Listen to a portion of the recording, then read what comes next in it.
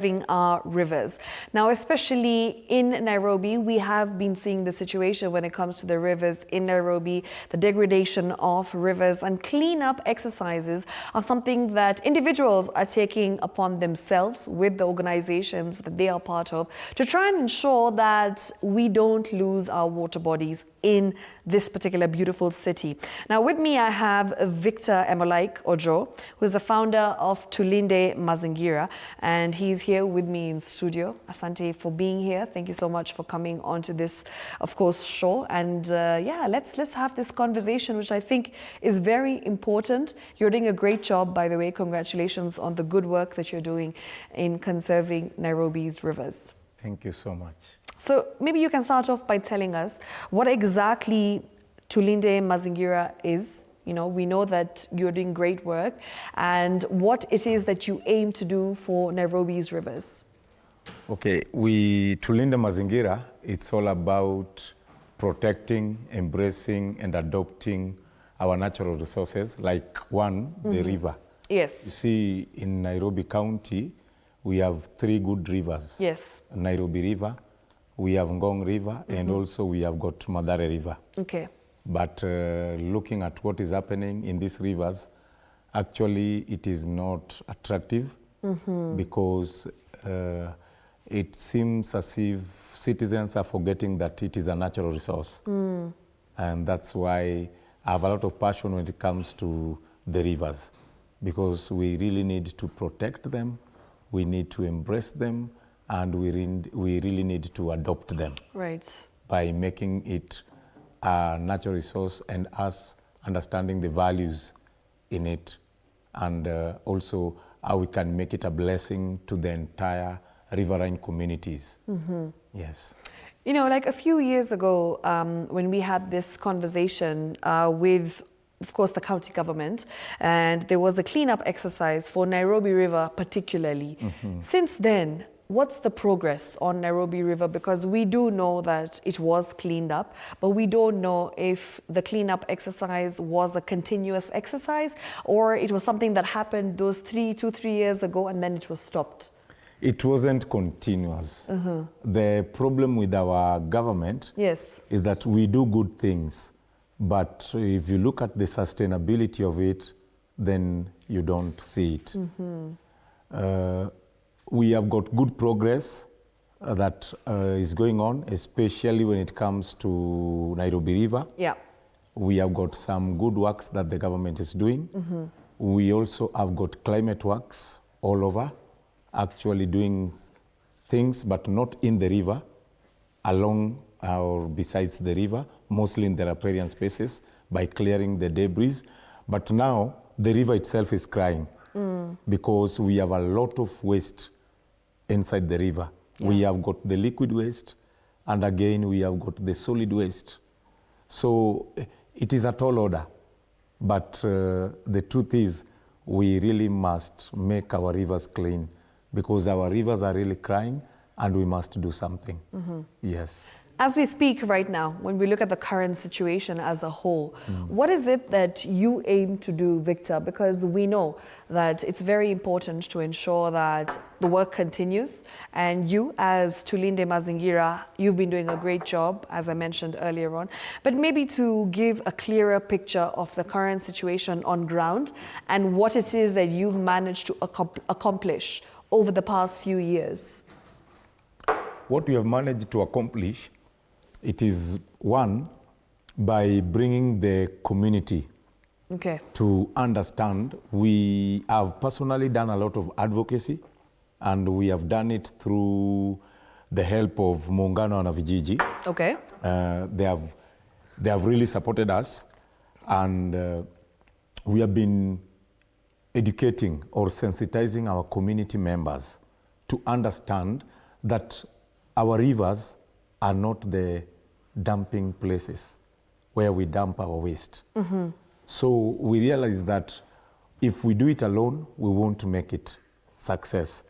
But we have actually succeeded in making our community be part and parcel of now understanding that, one, the river is a natural resource, and we need to collectively engage into making sure that we eradicate the issue of solid waste, while the government must totally work in making sure that when it comes to now the liquid waste, we have proper, sustainable sewer line systems, so that now together we make our rivers clean. Because we have got the liquid waste, which is a big challenge in most of the informal settlements along the riverine communities. Most of our buildings, we don't have proper sewer line and sustainable systems. Yes. So you find that all the buildings are discharging to the drainage to the rivers. Yeah. So this is one challenge. Then we have the second challenge, which is now the solid waste materials into our rivers. And again, you realize that we have got a lot of e-waste in our rivers. So while we have been doing, these are the great challenges that we are encountering. And this is what has made us to actually come with a program that we need to educate, we need to sensitize our communities, so that when we are doing it, we do it together with the community, so that it becomes a community-led initiative for us to make it sustainable and success. Yes. As an individual, what responsibility do we have in ensuring that we come together collectively as a community, as you've mentioned, and do our bit? Because we do know that each individual can make a difference if they do their bit in ensuring that they don't litter into the rivers. For example, you know, we have solid waste sometimes which is thrown into the rivers that also builds up over time. So what is it that an individual can do in ensuring just to kind of lead awareness around this topic of waste in rivers? I think first of all, it is us to shout, and we need to actually say both to us as citizens and also to the relevant officers that, one, personally, I hate seeing this waste that cannot be recycled. Yes. I hate seeing waste that cannot decay. Yeah, non-biodegradable waste. Exactly. So you realize that we have them and they are being produced each and every single day. True. Yet we are saying that we want to make Nairobi green, or we want to make our cities more green. We need actually to sit down and even have a talk.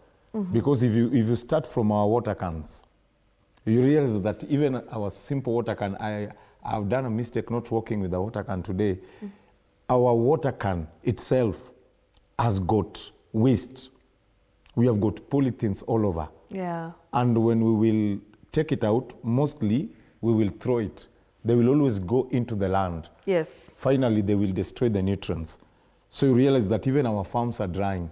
So the individual responsibility that I will always urge is us, first of all, to be also ready to say that we need to have all recyclable waste, so that we be able not to collect our waste taking to Dandora, not to dump our waste into the river. Yeah. It will be one big solution. Then we also need to understand as citizens that it is important we protect our natural resources. It is only painful that some of us, when we were growing up, we were not taught that this is a natural resource. Yes. We ended up growing up knowing that if you have waste, the best place to dump it is into the river. That now is the painful part of our difficult upbringing in some areas and most parts of our nation. It has also played a big role in actually destroying the river and destroying our natural resources. Currently, as we look at the situation on ground and we see where Nairobi River or the other two rivers are at, what exactly do you think is the timeline at which it will take for the rivers to be fully restored at all, if it's possible? Do you think it will take 2 years, 3 years? Is it a possibility that we will have our rivers being restored to their full glory? It is possible. The only thing that we need to do is to prioritize. it is totally possible to make our rivers clean. But one, can we really prioritize? How do we prioritize? I will urge that we start with proper, sustainable sewer line systems. Because look at our screen right now as we speak. Do you see the current situation of the water, the color of the water, the surrounding of the water? We see waste all over. You know, I can see paper, I can see plastic. That plastic right there, the paper in white, plastic all over yet again. This situation, does it spread across the board, or is it very prominent in some rivers, in specific areas? Okay, in our three good rivers, Yeah. Madare River, Nairobi River, and also Ngong River, we have the same challenges, the same type of waste that we have. As I was saying, when it comes to sewer line system, Yeah. the government and we, the community members, must prioritize that. It is one of the key things if we really want to make our rivers clean. And it has to be a proper and a sustainable one. Secondly, we also need to have a model of how we will manage our waste, proper solid waste disposal. Okay. And when you look at it, we have also some companies which are also close to the river, and their waste they are discharging directly into the river. These are chemicals. If you look both these three rivers, we have got some places where the water is black. We have got some places where the water is almost green. But when it rains, it turns to be brown. But after 2 or 3 days, it becomes black. Yeah. So it is a big mess. But what am I saying, or what am I urging? It is all about our priorities. You see, we have got a lot of road constructions. We have got a lot of erections of buildings all over. We have got good developments. But is it the priority? Because I think we are not prioritizing on our developmental agendas. I will urge, and I'm saying clearly, we need to do something when it comes to liquid waste. And for us to overcome liquid waste, it is simple, having proper, sustainable sewer line system. And you know, this thing, it can't be done by an individual. It has to be done by the relevant officers, being supported by the entire community. Number two, we need to have a proper waste, solid waste disposal.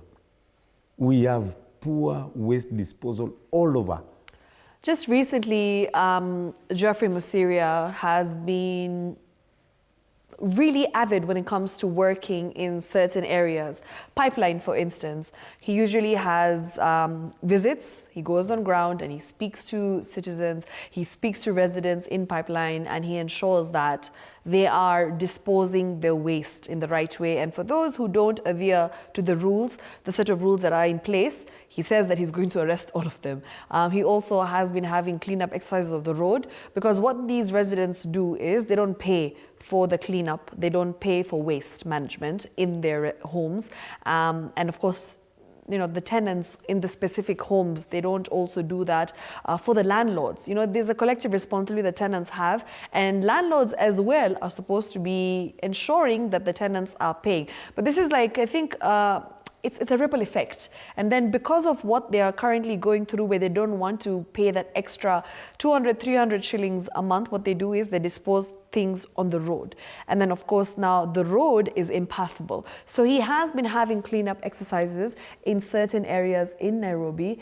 And have you by any chance managed to have a conversation with him or work hand in hand with him or the stakeholders in government, just to ensure that you and them work together hand in hand in conserving and restoring our rivers? Actually, I've been able to engage with them in different forums and also in different cleanup activities. But one thing that I'll say, we are doing good things, but not in an organized way. That is the problem. Because our youths Yeah. and our different community-based organizations and our different women groups are doing good, and they have done great when it comes to trying to actually bring sanity in waste management. But it requires a lot of things, a lot of resources, a lot of skills. Then you realize that while we are doing these things, Yes. at times, I remember one day, Dr. Ayub, who is our one of the environmental officers, but at the top level, I think he's director, he came and he visited Mathare sub-county. Okay. And I was part of the people taking him for the walk. So when he reached to a certain place in Ngei Ward, he decided that we need to close these buildings.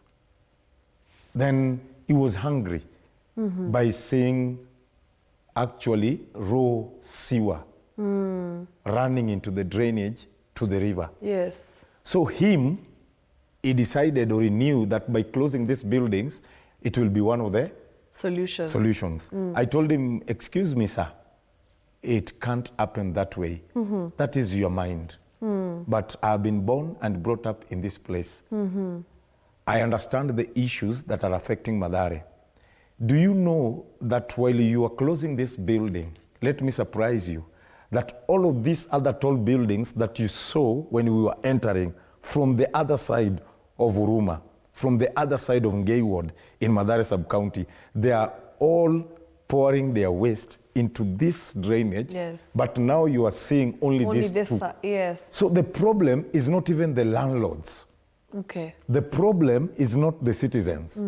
The problem is that we don't have good planning systems. Yeah.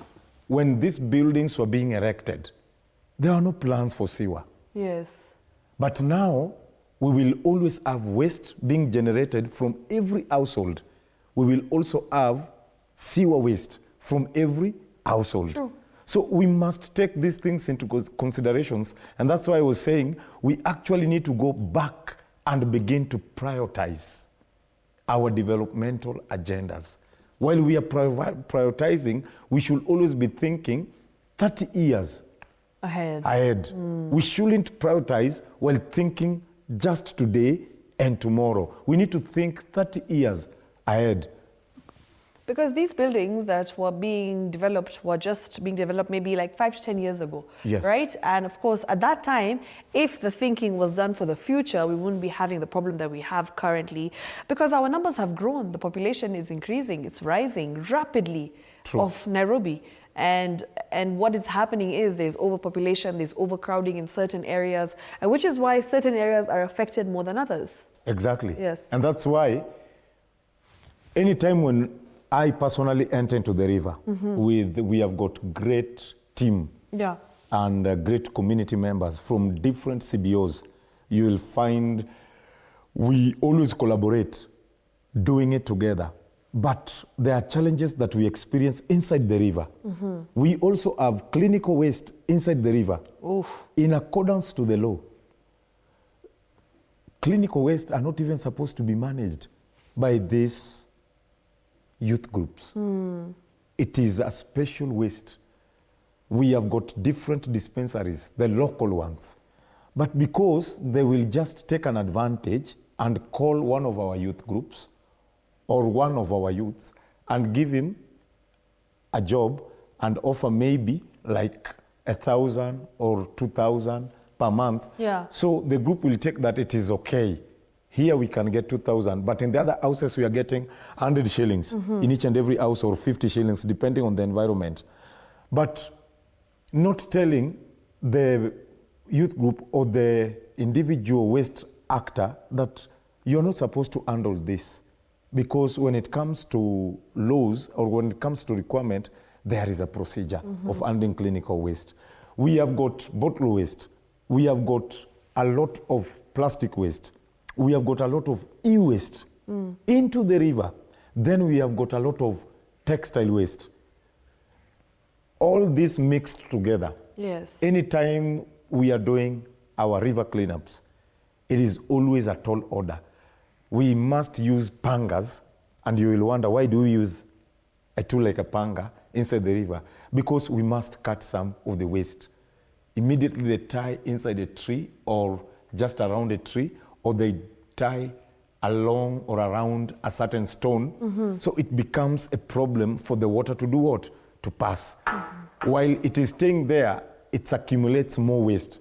Absolutely. So you realize that immediately we come out of the river, you realize that these problems are we have got man-made problems that we need to tackle by 1, advocating, 2, sensitizing, then 3, making it a community-led. Yes. I'm always against arresting people, Yes. especially in our communities. Arresting our people is not a good solution. Okay. But how can we engage them so that we get to understand that this is not good, this is the way we should do it, and let's do it together. Again, we must make sure that we are doing it from the top to the bottom. Absolutely. Because personally, when I started river cleanups, we started it together with my good friends like Nature. We have got people like Justo. These are community members. We have got Chucho. Okay. We have got Zuleka. We have got Fanis. We have got Mamalaki. I've been doing it together with the support of Madam Lisa. And while we are doing it, you realize that we can make this place clean. Right. But remember, the river is not just here. The river is long. We have got the entry point and we have got the exit. Yes. So while we are doing this side, actually after 7 or 10 days, we can make a certain place clean. But now, after those 10 days, go and make a walk just on top of where we didn't do. You realize that the same problem that we encountered on the other side, on the other lower side, it is the same problem that we are having on this side. So while we are doing it, you realize that it is a reoccurring. It is. And so how then do we overcome it? It is just by making it a community-led. But we should involve the entire community, the relevant offices, and it should be done in a collective way.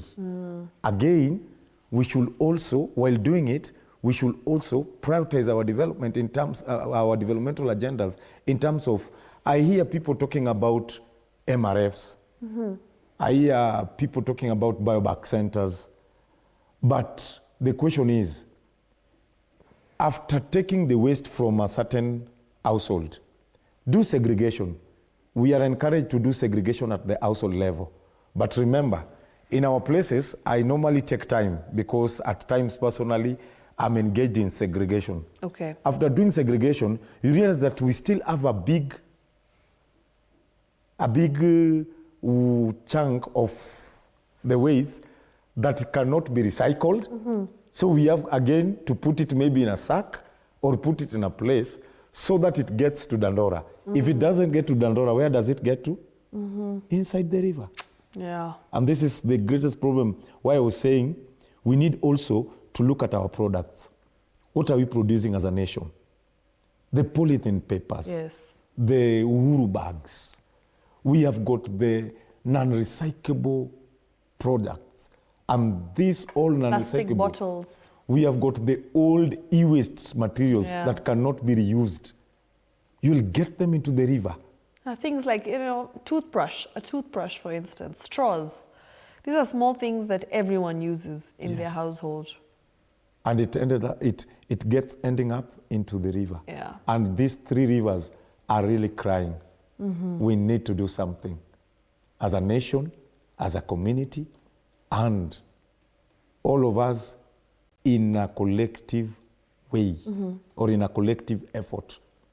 We must always remember to make it a community-led initiative. Okay. By doing that, the community itself will realize that, you know what, this is a natural resource. Yeah. It is wrong doing this. Yeah. We need to actually have a place and know how then do we manage our waste. Because there is also another problem. While we are making our rivers clean, On the other side, I don't know if you have seen while passing, we have a lot of waste along the road because people are saying we need these temporarily holding areas. If you look at the laws, does not support the temporarily holding areas. Yes. So it is also another problem. Yeah. And if we don't get it right, all this waste is being dumped into the river. And Eventually. our rivers are crying. Yeah. And personally, I have a lot of passion with our rivers. We must make sure that the water flows.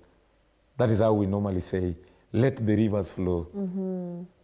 It is always sweet when you go and sit just next to the river and you hear the sound of the river, the sound of the water.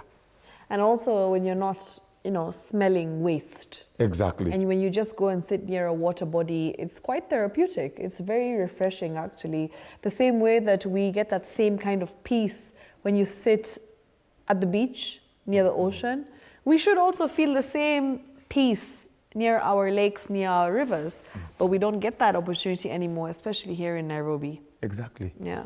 And some of us, you won't even like when you see your sons or daughters going around the Nairobi River. Yes. You'll tell them that, no, Yes, that don't place is go dirty. there. Yeah. Don't go there. You might fall sick. So the child grows knowing that that river is not a place or a friendly place That is safe for him for or him for or her. Yeah. So it is a tall order. Okay. Okay. It is Right. a tall order. Thank you very much. I've had a great time having this conversation with you, Victor. I wish you all the very best as you continue with the good work that you're doing. We hope that one day we can have this conversation near a river and we can just, admire the water body and smell clean, fresh air and also hear the sound and possibly maybe even drink that water eventually. Exactly. We want to see fish. Yes, in fish our as rivers. well. We want to swim. Because at one point, there were fish in the river. Personally, I was swimming. And you could also swim there. in Madare River. Yeah. But today, it's cannot. a different story. It is. Allow me to say also, Yes. thank you so much to Muungano na Vijiji. Okay. They have really supported us. That's amazing. SDI Kenya. I will also like to say thank you to Madam Lisa Okay. from Park Pro. She has really supported us under Park Pro. And I'm also happy to say thank you to Mumo from K-Pro. They have been supporting us That's in amazing. all our river cleanups. While we are trying to make our rivers clean, they have always extended that hand to help us, to support us in the little ways that we really need. Okay. I'm happy and I'm saying thank you. May God bless you. To our team, we have a great team. I work with a very powerful, great team. When we are doing this work, I'm not alone. We are doing it together. To all the members, thank you. I know you're watching us. Thank you so much. May God bless you. And as we normally say, let the rivers flow and our rivers must be clean. Thank you so much, of course, Victor. I appreciate your presence here and just how passionate you are about rivers. I hope each and every one of you who's watching right now can learn something from him and do your bit. As he has said, each and every one of us has a responsibility to make sure that the rivers continue to flow. That's Victor Emolaik Ojoo, founder Tulinde Mazingira, as we continue to have this conversation on Green Fix, only on TV47. I am Shiksha Arora. That's it from us for tonight. We'll see you next week, same time, same place, together with my sign language interpreter. Her name is Catherine Simaloy. Good night.